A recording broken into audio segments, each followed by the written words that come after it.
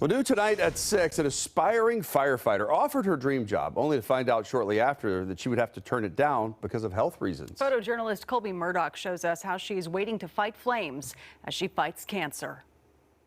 I always wanted to be a firefighter from the time that I was about 18. Gina came in for a chief's interview for firefighter along with 30 other candidates.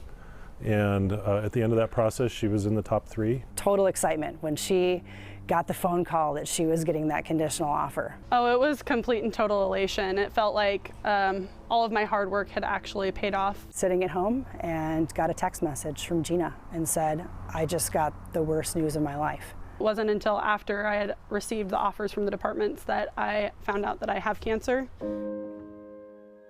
Just riding that emotional roller coaster of having one of the biggest positive pieces of news in my life to some of the most devastating news I've ever received in my life. So right now I'm doing an immunotherapy because I am younger. They wanted to look at alternative treatments besides just doing chemo and radiation, because if we went forward with the chemo and radiation, that would mean that the radiation would be over my uterus and it would fry my uterus and it would affect my reproductive organs, and they wanted to avoid harming those.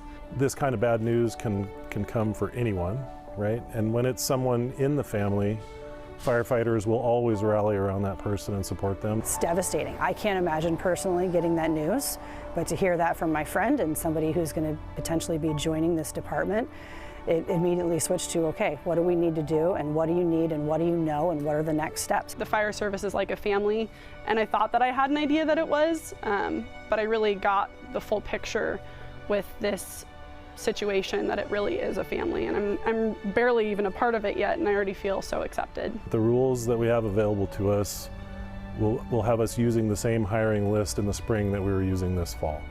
And so if she can get healthy for the spring, then I can hire her. I'm really proud to be a part of that community and serving this department and this community, and I think that Gina, she needs to get better so she can come join us.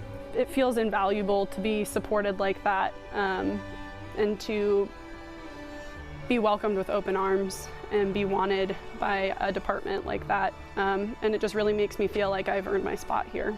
If this story reaches as far as it could possibly reach, I imagine that it could possibly help at least one other person. I think that there's an opportunity to help people that I couldn't ever even imagine helping.